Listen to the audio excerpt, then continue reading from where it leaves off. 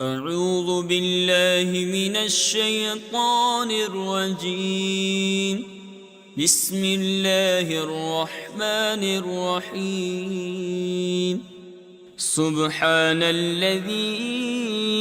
أسرى بعبده ليلا من المسجد الحرام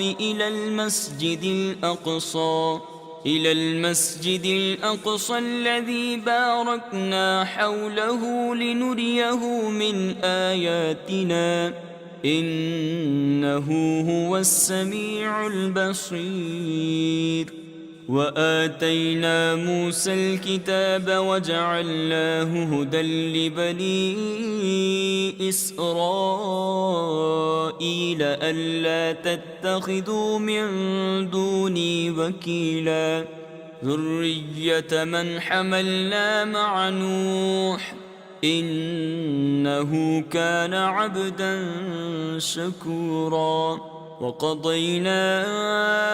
إلى بني إسرائيل في الكتاب لتفسدن في الأرض مرتين ولتعلن علوا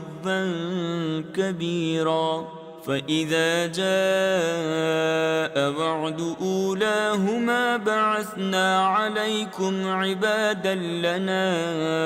أولي بأس شديد فجاسوا خلال الديار وكان وعدا مفعولا. ثم رددنا لكم الكرة عليهم وأمددناكم بأموال وبنين وجعلناكم أكثر نفيرا. إن أحسنتم لأنفسكم وإن أسأتم فلها. فإذا جاء وعد الآخرة ليسوءوا وجوهكم وليدخلوا المسجد كما دخلوه أول مرة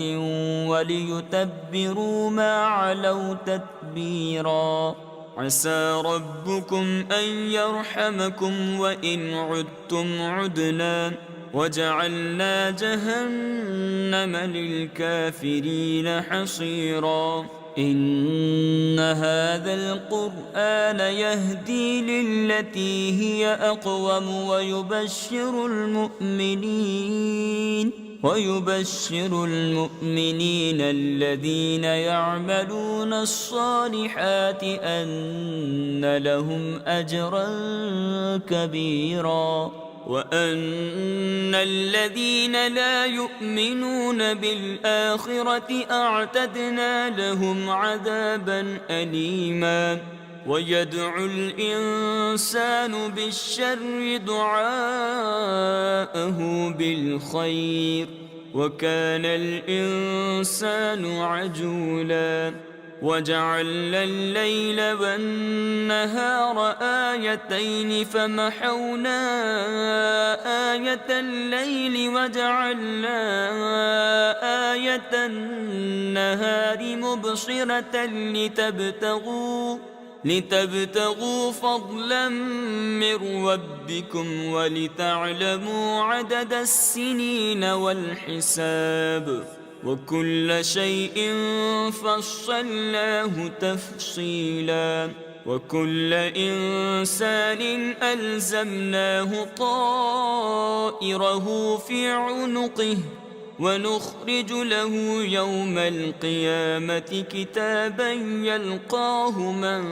منشورا. اقرأ كتابك كفى بنفسك اليوم عليك حسيبا. من اهتدى فإنما يهتدي لنفسه ومن ضل فإنما يضل عليها ولا تزر وازرة وزر أخرى وما كنا معذبين حتى نبعث رسولا. وإذا أردنا أن نهلك قرية أمرنا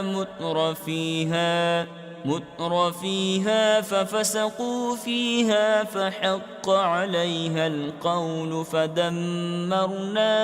تدميرا. وكم أهلكنا من القرون من بعد نوح وكفى بربك بذنوب عباده خبيرا بصيرا. من كان يريد العاجلة عجلنا له فيها ما نشاء لمن نريد ثم جعلنا له جهنم يصلاها مذموما مدحورا. ومن أراد الآخرة وسعى لها سعيها وهو مؤمن فأولئك كان سعيهم مشكورا. كلا نمد هؤلاء وهؤلاء من عطاء ربك وما كان عطاء ربك محظورا. انظر كيف فضلنا بعضهم على بعض وللآخرة أكبر درجات وأكبر تفضيلا. لا تجعل مع الله إلها آخر فتقعد مذموما مخذولا. وقضى ربك ألا تعبدوا إلا إياه وبالوالدين إحسانا. إما يبلغن عندك الكبر أحدهما أو كلاهما فلا تقل لهما أف ولا تنهرهما وقل لهما قولا كريما. واخفض لهما جناح الذل من الرحمة وقل رب ارحمهما كما ربياني صغيرا. ربكم أعلم بما في نفوسكم إن تكونوا صالحين فإنه كان للأوابين غفورا. وآت ذا القربى حقه والمسكين وابن السبيل ولا تبذر تبذيرا. إن المبذرين كانوا إخوان الشياطين وكان الشيطان لربه كفورا. وإما تعرضن عنهم ابتغاء رحمة من ربك ترجوها فقل لهم قولا ميسورا. ولا تجعل يدك مغلولة إلى عنقك ولا تبسطها كل البسط فتقعد ملوما محسورا. إن ربك يبسط الرزق لمن يشاء ويقدر إنه كان بعباده خبيرا بصيرا. ولا تقتلوا أولادكم خشية إملاق نحن نرزقهم وإياكم إن قتلهم كان خطأ كبيرا. ولا تقربوا الزنا إنه كان فاحشة وساء سبيلا. ولا تقتلوا النفس التي حرم الله إلا بالحق ومن قتل مظلوما فقد جعلنا لوليه سلطانا فلا يسرف في القتل إنه كان منصورا ولا تقربوا مال اليتيم إلا بالتي هي أحسن حتى يبلغ أشده وأوفوا بالعهد إن العهد كان مسؤولا وأوفوا الكيل إذا كلتم وزنوا بالقسطاس المستقيم ذلك خير وأحسن تأويلا ولا تقف ما ليس لك به علم إن السمع والبصر والفؤاد كل أولئك كان عنه مسؤولا ولا تمش في الأرض مرحا إنك لن تخرق الأرض ولن تبلغ الجبال طولا كل ذلك كان سيئه عند ربك مكروها ذلك مما أوحى إليك ربك من الحكمة ولا تجعل مع الله إلها آخر فتلقى في جهنم ملوما مدحورا أفأصفاكم ربكم بالبنين واتخذ من الملائكة إناثا إنكم لتقولون قولا عظيما ولقد صرفنا في هذا القرآن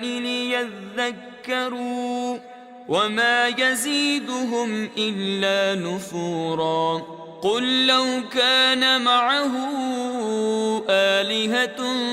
كما يقولون إذا لابتغوا إلى ذي العرش سبيلا سبحانه وتعالى عما يقولون علوا كبيرا تسبح له السماوات السبع والأرض ومن فيهن وإن من شيء إلا يسبح بحمده ولكن لا تفقهون تسبيحهم إنه كان حليما غفورا وإذا قرأت القرآن جعلنا بينك وبين الذين لا يؤمنون بالآخرة حجابا مستورا وجعلنا على قلوبهم أكنة أن يفقهوه وفي آذانهم وقرا وإذا ذكرت ربك في القرآن وحده ولوا على أدبارهم نفورا نحن أعلم بما يستمعون به إذ يستمعون إليك وإذ هم نجوى إذ يقول الظالمون إن تتبعون إلا رجلا مسحورا انظر كيف ضربوا لك الأمثال فضلوا فلا يستطيعون سبيلا وقالوا أإذا كنا عظاما ورفاتا أإنا لمبعوثون خلقا جديدا قل كونوا حجارة أو حديدا أو خلقا مما يكبر في صدوركم فسيقولون من يعيدنا قل الذي فطركم أول مرة فسينغضون إليك رؤوسهم ويقولون متاه قل عسى أن يكون قريبا يوم يدعوكم فتستجيبون بحمده وتظنون إن لبثتم إلا قليلا وقل لعبادي يقولوا التي هي أحسن إن الشيطان ينزغ بينهم إن الشيطان كان للإنسان عدوا مبينا ربكم أعلم بكم إن يشأ يرحمكم أو إن يشأ يعذبكم وما أرسلناك عليهم وكيلا وربك أعلم بمن في السماوات والأرض ولقد فضلنا بعض النبيين على بعض وآتينا داود زبورا قل ادعوا الذين زعمتم من دونه فلا يملكون كشف الضر عنكم ولا تحويلا أولئك الذين يدعون يبتغون إلى ربهم الوسيلة أيهم أقرب ويرجون رحمته ويخافون عذابه إن عذاب ربك كان محظورا وإن من قرية إلا نحن مهلكوها قبل يوم القيامة أو معذبوها عذابا شديدا كان ذلك في الكتاب مسطورا وما منعنا أن نرسل بالآيات إلا أن كذب بها الأولون وآتينا ثمود الناقة مبصرة فظلموا بها وما نرسل بالآيات إلا تخويفا وإذ قلنا لك إن ربك أحاط بالناس وما جعلنا الرؤيا التي أريناك إلا فتنة للناس والشجرة الملعونة في القرآن ونخوفهم فما يزيدهم إلا طغيانا كبيرا وإذ قلنا للملائكة اسجدوا لآدم فسجدوا إلا إبليس قال أأسجد لمن خلقت طينا قال أرأيتك هذا الذي كرمت علي لئن أخرتني إلى يوم القيامة لأحتنكن ذريته إلا قليلا قال اذهب فمن تبعك منهم فإن جهنم جزاؤكم جزاء موفورا واستفزز من استطعت منهم بصوتك وأجلب عليهم بخيلك ورجلك وشاركهم في الأموال والأولاد وعدهم وما يعدهم الشيطان إلا غرورا إن عبادي ليس لك عليهم سلطان وكفى بربك وكيلا ربكم الذي يزجي لكم الفلك في البحر لتبتغوا من فضله إنه كان بكم رحيما وإذا مسكم الضر في البحر ضل من تدعون إلا إياه فلما نجاكم إلى البر أعرضتم وكان الإنسان كفورا أفأمنتم أن يخسف بكم جانب البر أو يرسل عليكم حاصبا ثم لا تجدوا لكم وكيلا أم أمنتم أن يعيدكم فيه تارة أخرى فيرسل عليكم قاصفا من الريح فيغرقكم بما كفرتم ثم لا تجدوا لكم علينا به تبيعا ولقد كرمنا بني آدم وحملناهم في البر والبحر ورزقناهم من الطيبات وفضلناهم على كثير ممن خلقنا تفضيلا يوم ندعو كل أناس بإمامهم فمن أوتي كتابه بيمينه فأولئك يقرؤون كتابهم ولا يظلمون فتيلا ومن كان في هذه أعمى فهو في الآخرة أعمى وأضل سبيلا وإن كادوا ليفتنونك عن الذي أوحينا إليك لتفتري علينا غيره وإذا لاتخذوك خليلا ولولا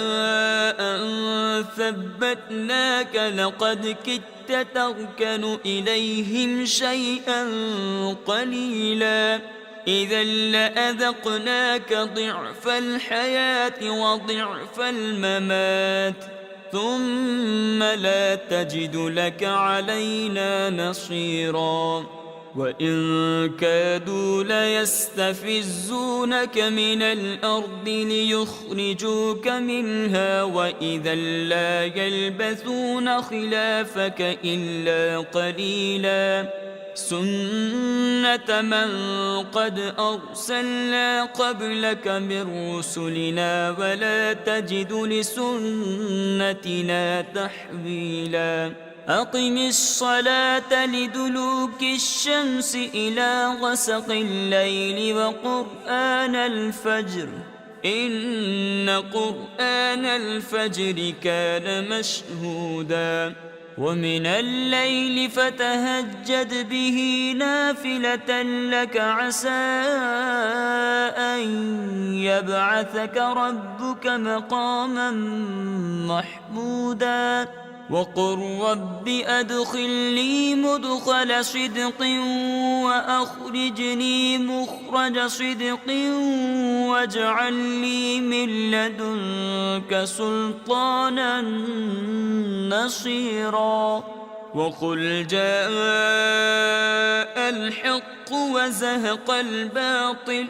إن الباطل كان زهوقا وننزل من القرآن ما هو شفاء ورحمة للمؤمنين ولا يزيد الظالمين إلا خسارا وإذا أنعمنا على الإنسان أعرض ونأى بجانبه وإذا مسه الشر كان يئوسا قل كل يعمل على شاكلته فربكم أعلم بمن هو أهدى سبيلا ويسألونك عن الروح قل الروح من أمر ربي وما أوتيتم من العلم إلا قليلا ولئن شئنا لنذهبن بالذي أوحينا إليك ثم لا تجد لك به علينا وكيلا إلا رحمة من ربك إن فضله كان عليك كبيرا قل لئن اجتمعت الإنس والجن على أن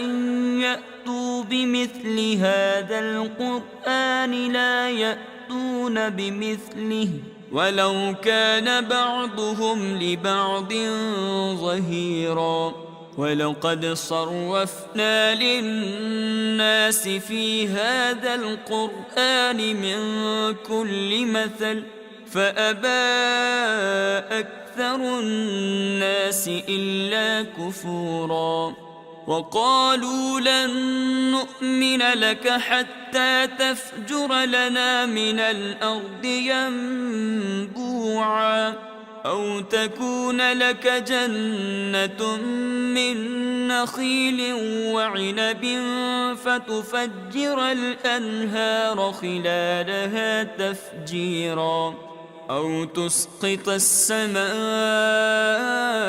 كما زعمت علينا كسفا أو تأتي بالله والملائكة قبيلا أو يكون لك بيت من زخرف أو ترقى في السماء ولن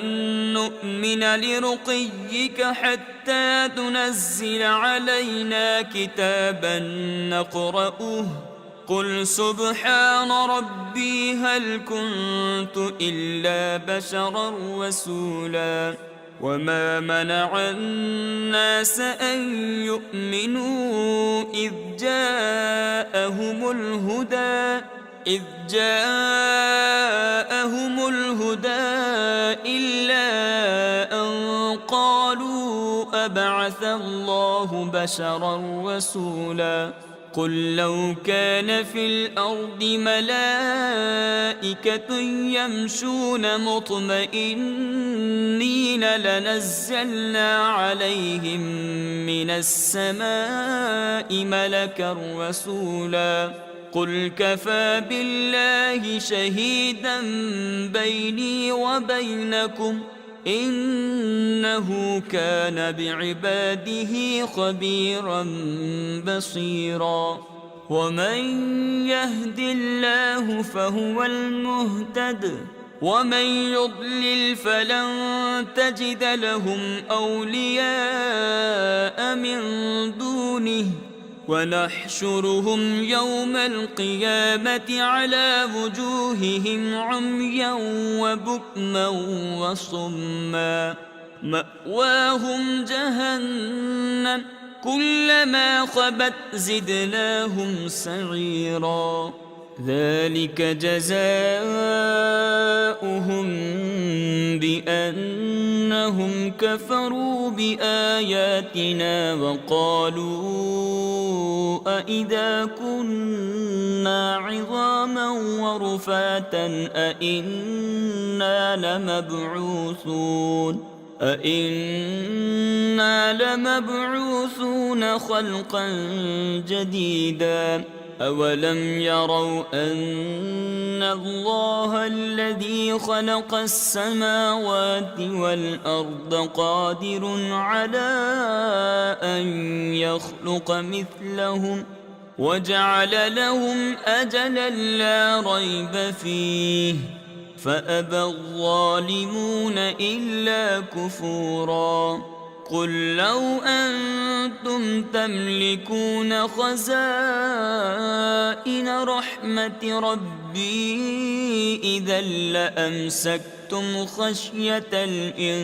الإنفاق وكان الإنسان قتورا ولقد آتينا موسى 9 آيات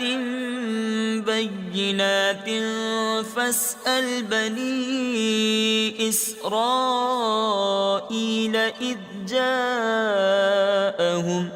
إذ جاءهم فقال له فرعون إني لأظنك يا موسى مسحورا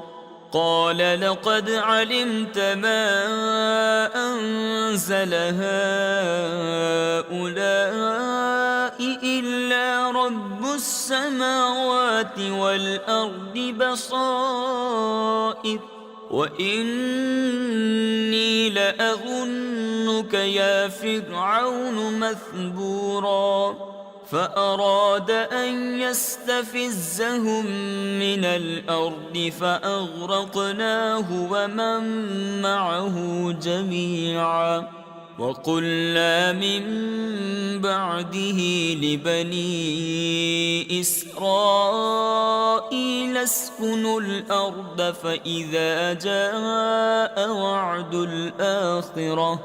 فإذا جاء وعد الآخرة جئنا بكم لفيفا وبالحق أنزلناه وبالحق نزل وما أرسلناك إلا مبشرا ونذيرا وقرآنا فرقناه لتقرأه على الناس على مكث ونزلناه تنزيلا قل آمنوا به أو لا تؤمنوا إن الذين أوتوا العلم من قبله إذا يتلى عليهم يخرون للأذقان سجدا ويقولون سبحان ربنا إن كان وعد ربنا لمفعولا ويخرون للأذقان يبكون ويزيدهم خشوعا قل ادعوا الله أو ادعوا الرحمن أيما تدعوا فله الأسماء الحسنى ولا تجهر بصلاتك ولا تخافت بها وابتغ بين ذلك سبيلا وقل الحمد لله الذي لم يتخذ ولدا ولم يكن له شريك في الملك ولم يكن له ولي من الذل وكبره تكبيرا أعوذ بالله من الشيطان الرجيم بسم الله الرحمن الرحيم الحمد لله الذي أنزل على عبده الكتاب ولم يجعل له عوجا قيما لينذر بأسا شديدا من لدنه ويبشر المؤمنين الذين يعملون الصالحات أن لهم أجرا حسنا ماكثين فيه أبدا وينذر الذين قالوا اتخذ الله ولدا ما لهم به من علم ولا لآبائهم كبرت كلمة تخرج من أفواههم إن يقولون إلا كذبا فلعلك باخع نفسك على آثارهم إن لم يؤمنوا بهذا الحديث أسفا إنا جعلنا ما على الأرض زينة لها لنبلوهم أيهم أحسن عملا وإنا لجاعلون ما عليها صعيدا جرزا أم حسبت أن أصحاب الكهف والرقيم كانوا من آياتنا عجبا إذ أوى الفتية إلى الكهف فقالوا ربنا آتنا من لدنك رحمة وهيئ لنا من أمرنا رشدا فضربنا على آذانهم في الكهف سنين عددا ثم بعثناهم لنعلم أي الحزبين أحصى لما لبثوا أمدا نحن نقص عليك نبأهم بالحق إنهم فتية آمنوا بربهم وزدناهم هدى وربطنا على قلوبهم إذ قاموا فقالوا ربنا رب السماوات والأرض لن ندعو من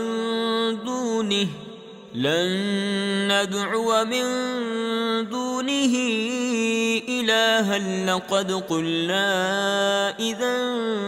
شططا هؤلاء قوم اتخذوا من دونه آلهة لولا يأتون عليهم بسلطان بين فمن أظلم ممن افترى على الله كذبا وإذ اعتزلتموهم وما يعبدون إلا الله فأووا إلى الكهف ينشر لكم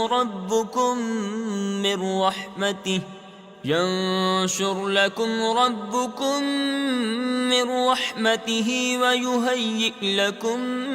من أمركم مرفقا وترى الشمس إذا طلعت تزاور عن كهفهم ذات اليمين وإذا غربت تقرضهم ذات الشمال وهم في فجوة منه ذلك من آيات الله من يهد الله فهو المهتد ومن يضلل فلن تجد له وليا مرشدا وتحسبهم أيقاظا وهم رقود ونقلبهم ذات اليمين وذات الشمال وكلبهم باسط ذراعيه بالوصيد لو اطلعت عليهم لوليت منهم فرارا ولملئت منهم رعبا وكذلك بعثناهم ليتساءلوا بينهم قال قائل منهم كم لبثتم قالوا لبثنا يوما أو بعض يوم قالوا ربكم أعلم بما لبثتم فابعثوا أحدكم بورقكم هذه إلى المدينة فلينظر أيها أزكى طعاما فليأتكم برزق منه وليتلطف ولا يشعرن بكم أحدا إنهم إن يظهروا عليكم يرجموكم أو يعيدوكم في ملتهم ولن تفلحوا إذا أبدا وكذلك أعثرنا عليهم ليعلموا أن وعد الله حق وأن الساعة لا ريب فيها إذ يتنازعون بينهم أمرهم فقالوا ابنوا عليهم بنيانا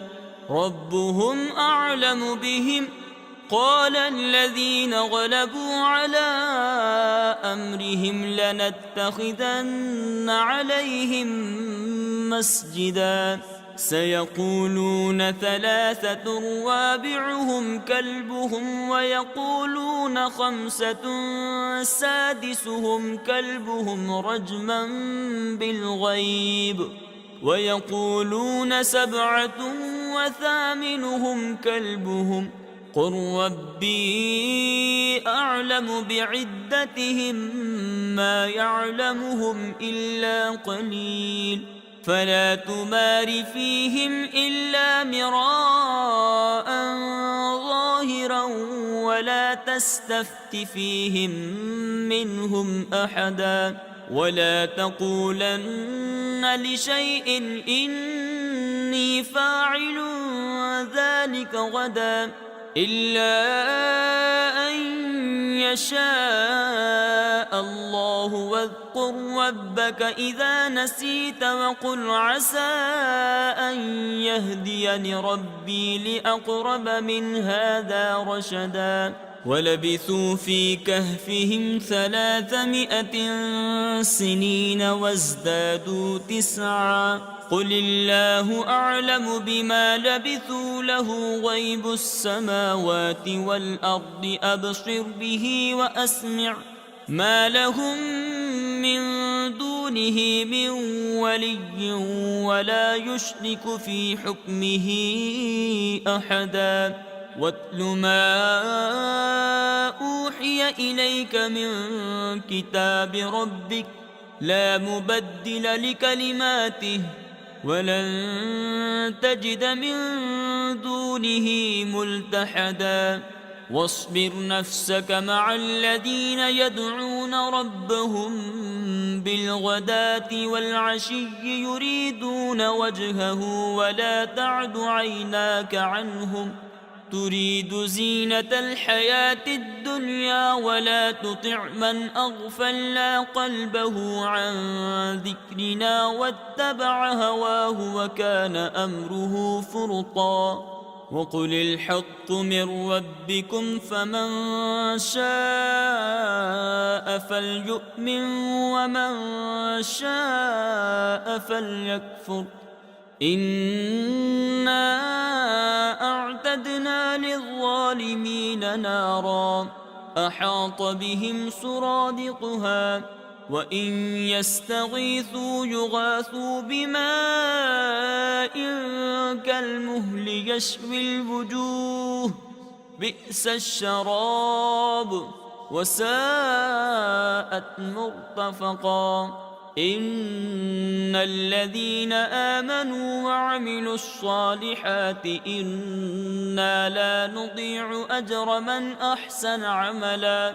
أولئك لهم جنات عدن تجري من تحتهم الأنهار يحلون فيها من أساور من ذهب ويلبسون ثيابا خضرا من سندس واستبرق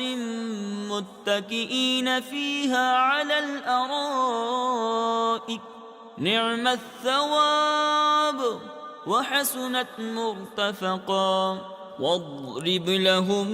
مثلا رجلين جعلنا لأحدهما جنتين من أعناب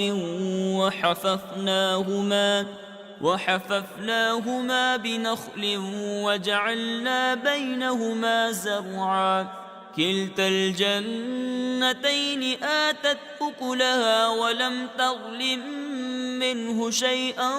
وفجرنا خلالهما نهرا وكان له ثمر فقال لصاحبه وهو يحاوره أنا أكثر منك مالا وأعز نفرا ودخل جنته وهو ظالم لنفسه قال ما أظن أن تبيد هذه أبدا وما أظن الساعة قائمة ولئن رددت إلى ربي لأجدن خيرا منها منقلبا قال له صاحبه وهو يحاوره أكفرت بالذي خلقك من تراب ثم من نطفة ثم من نطفة ثم سواك رجلا لكن هو الله ربي ولا أشرك بربي أحدا ولولا إذ دخلت جنتك قلت ما شاء الله لا قوة إلا بالله إن ترني أنا أقل منك مالا وولدا فعسى ربي أن يؤتيني خيرا من جنتك ويرسل عليها حسبانا من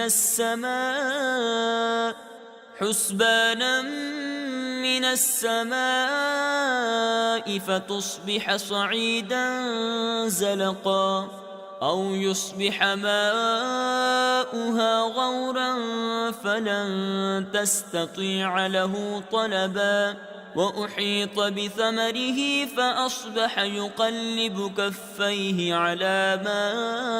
أنفق فيها وهي خاوية على عروشها فيقول يا ليتني لم أشرك بربي أحدا ولم تكن له فئة ينصرونه من دون الله وما كان منتصرا هنالك الولاية لله الحق هو خير ثوابا وخير عقبا واضرب لهم مثل الحياة الدنيا كماء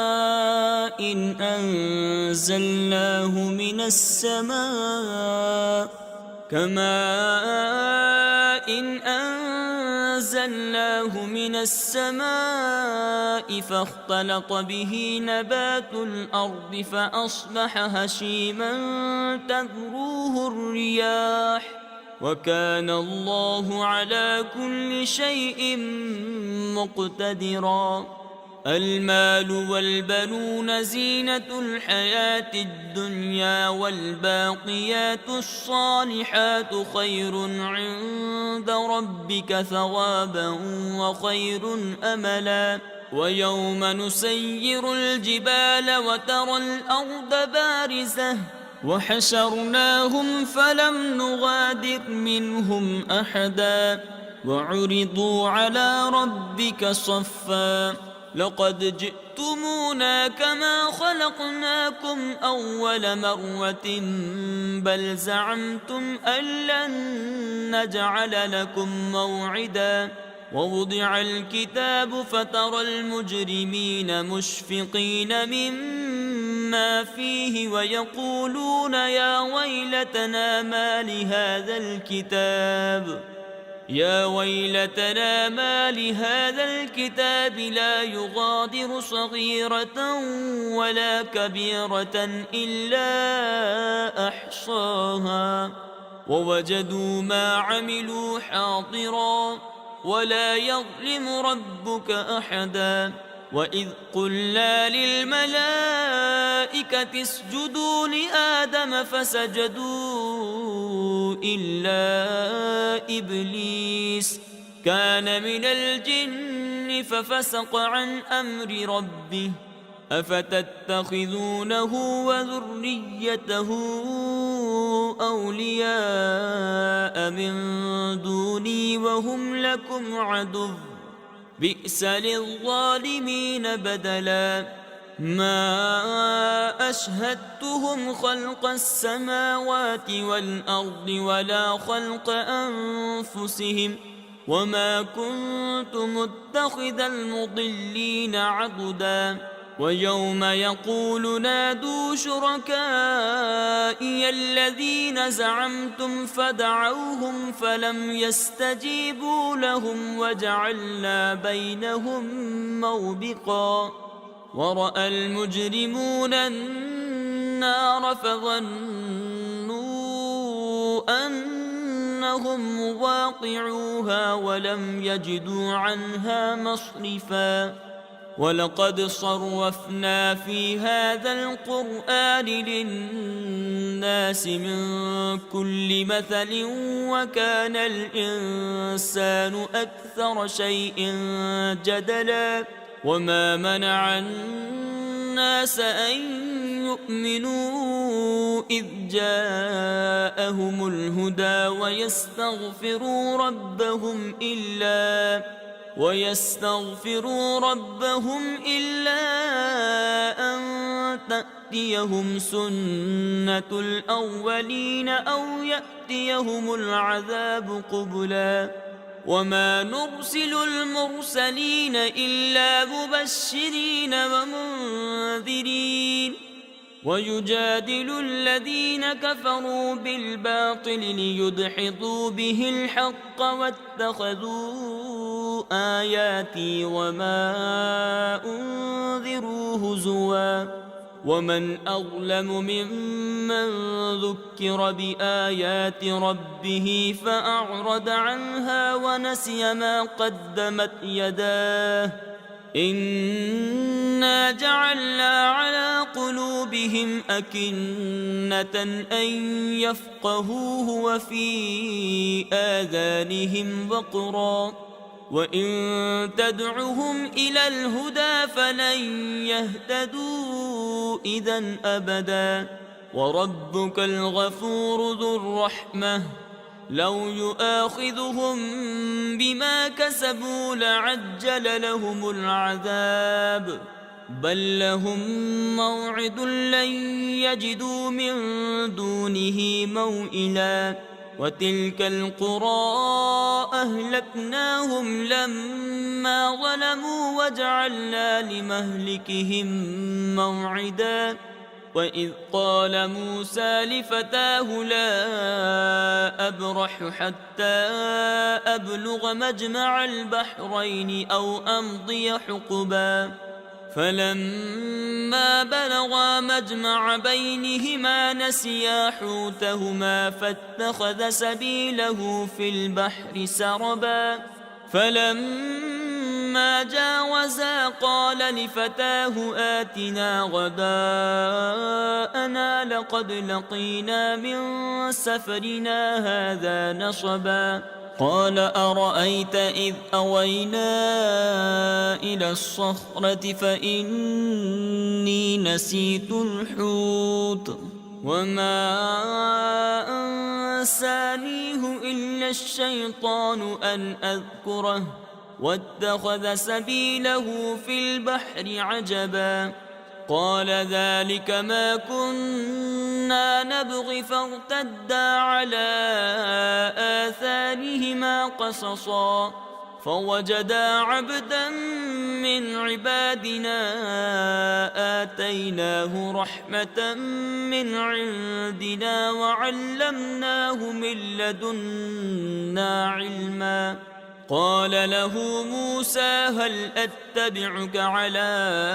أن تعلمني مما علمت رشدا قال إنك لن تستطيع معي صبرا وكيف تصبر على ما لم تحط به خبرا قال ستجدني